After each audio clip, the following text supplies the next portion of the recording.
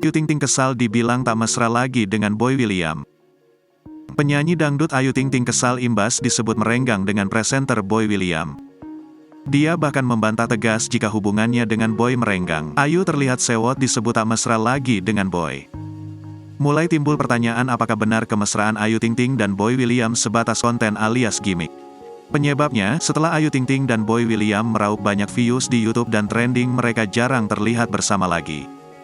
Padahal tak sedikit netizen yang beranggapan Ayu Ting Ting dan Boy William pacaran hingga berakhir ke pelaminan. Tampaknya ekspektasi publik itu tak akan seindah realita sebab Ayu Ting Ting dan Boy William sepertinya memilih jalan mereka masing-masing. Hal ini tampak dari pengakuan mereka baru-baru ini. Ayu Ting Ting yang jarang mesra lagi dengan Boy William tak terima saat dianggap hubungan mereka renggang. Sebaliknya, Ayu Ting Ting heran dengan tuduhan tersebut. Merenggang? Siapa yang bilang merenggang kata Ayu Ting Ting.